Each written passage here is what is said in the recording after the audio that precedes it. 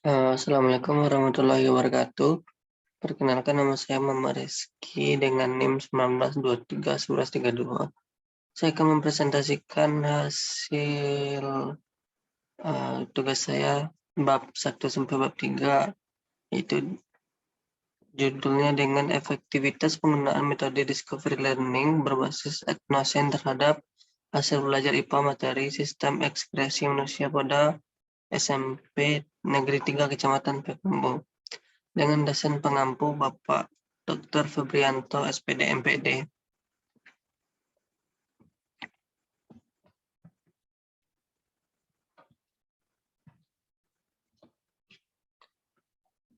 Yang pertama, bab 1, hal yang akan dibahas ada 7. Yang pertama itu latar belakang, yang kedua identifikasi masalah, yang ketiga batasan masalah, yang keempat rumusan masalah, yang kelima tujuan penelitian, yang keenam manfaat penelitian, yang ketujuh sistematika penelitian. Yang pertama latar belakang. Metode discovery learning adalah salah satu metode pembelajaran yang dipergunakan buat berbagai cara belajar efektif dengan menentukan dan mempelajari sendiri tentang konsep atau prinsip yang belum dimiliki oleh siswa, sehingga memberikan akibat yang akan diperoleh bertahan lama pada ingatan peserta didik dan tidak mudah dilupakan oleh siswa. Christine 2016.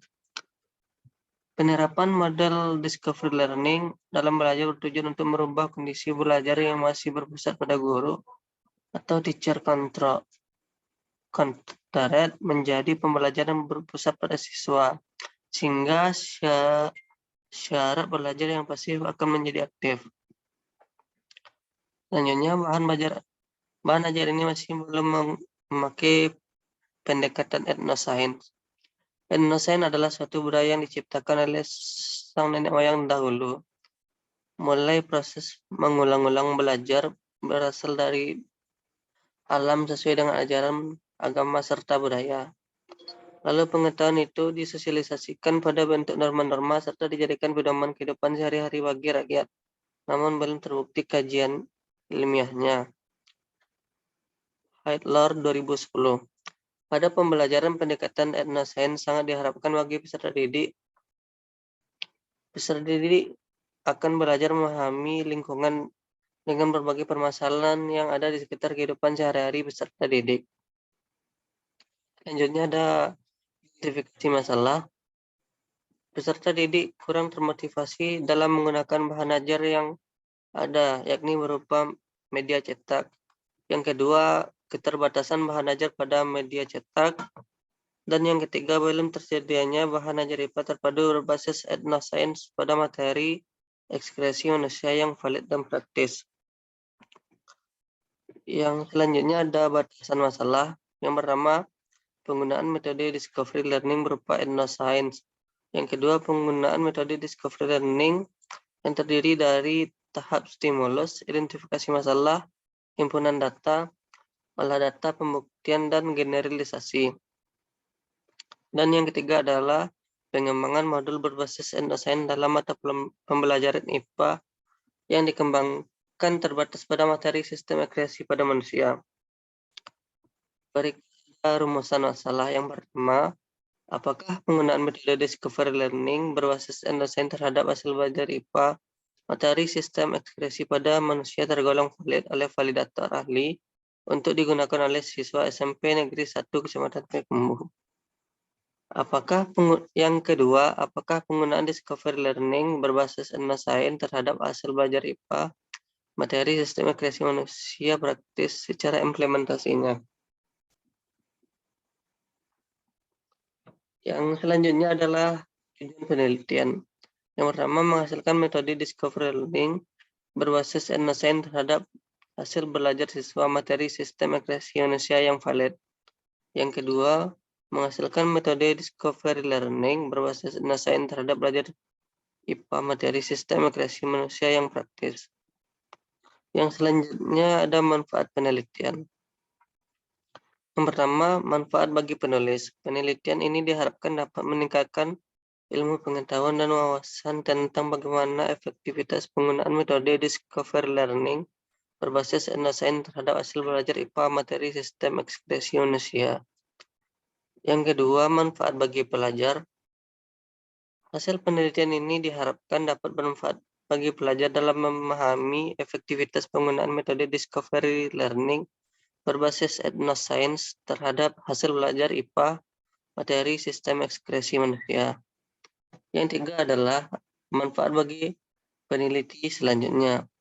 Hasil penelitian ini dapat dijadikan sebagai salah satu referensi baik untuk kegiatan belajar di kelas maupun penyusunan metode penelitian selanjutnya pada waktu yang akan datang, khususnya yang membahas topik yang sama. Selanjutnya dan terakhir adalah manfaat bagi pembaca, yaitu untuk menambah wawasan dan pengetahuan memahami bagaimana efektivitas penggunaan metode discovery learning berbasis etnoscience terhadap hasil belajar IPA materi sistem ekspresi manusia. Selanjutnya bab 2 tentang kajian teori. Kajian masalahnya, discovery learning adalah suatu proses belajar yang di dalamnya tidak disajikan suatu konsep dalam bentuk jadi atau final, tetapi siswa dituntut untuk mengorganisasi sendiri cara belajar dalam menemukan konsep. Menurut Sun 2014, discovery learning adalah proses mental di mana peserta didik mampu mengasimilasikan suatu konsep atau prinsip.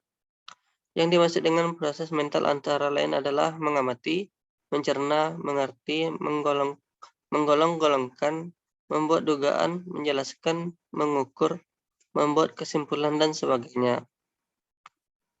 Selanjutnya, kata etnoscience berasal dari kata etnos, dari bahasa Yunani yang berarti bangsa, dan secara scientia atau bahasa Latin artinya pengetahuan. Oleh sebab itu, etnoscience merupakan pengetahuan yang dimiliki oleh suatu komunitas budaya. Kemudian ilmu ini mempelajari atau mengkaji sistem pengetahuan dan tipe-tipe kognitif budaya tertentu. Penekanan dan pada pengetahuan asli dan khas dari suatu komunitas budaya. Pembelajaran bermuatan etnoscience akan meningkatkan rasa ingin tahu siswa terhadap konsep yang ada dalam masyarakat, sehingga mendorong siswa untuk melakukan penyelidikan dan penemuan konsep secara mandiri. Palupi 2018. Upaya meningkatkan keterampilan berpikir kritis siswa dapat dilakukan dengan cara mengembangkan bahan ajar yang berbasis etnoscience. Modul dapat meningkatkan keterampilan berpikir kritis siswa karena dapat belajar secara mandiri, sehingga memungkinkan siswa untuk meningkatkan efektivitas siswa sesuai dengan kemampuan dan kemajuan masing-masing. Dengan demikian, salah satu upaya untuk meningkatkan keterampilan berpikir kritis siswa dapat dilakukan dengan mengembangkan modul IPA berbasis etnoscience. Yang terakhir adalah bab 3, metodologi penelitian. Jenis penelitian yang dilakukan adalah penelitian pengembangan atau research and development. Penelitian ini menghasilkan penggunaan metode discovery learning berbasis etnoscience terhadap hasil belajar IPA materi sistem ekspresi manusia yang valid dan praktis. Selanjutnya ada tempat dan waktu penelitian. Penelitian menggunakan metode discovery learning berbasis etnoscience terhadap hasil belajar IPA materi sistem ekspresi manusia pada SMP Negeri 3 Kecamatan Payakumbuh dilakukan di SMP 3 Negeri Kecamatan Payakumbuh. Selanjutnya adalah subjek dan objek penelitian. Subjeknya guru SMP Negeri 3 Kecamatan Payakumbuh dan siswa SMP Negeri 3 Kecamatan Payakumbuh.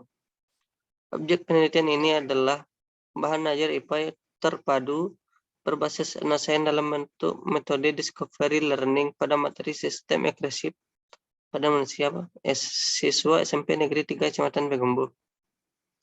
Selanjutnya ada variabel dan indikator. Yang pertama adalah variabel bebas. Variabel bebas atau independent variable merupakan variabel yang mempengaruhi variabel lain atau menghasilkan akibat pada variabel yang lain. Keberadaan variabel ini dalam penelitian kuantitatif yang menjelaskan terjadi fokus dan atau topik penelitian. Variabel ini biasanya disimbolkan dengan variabel X yaitu metode discovery learning berbasis science. Yang selanjutnya ada variabel terikat.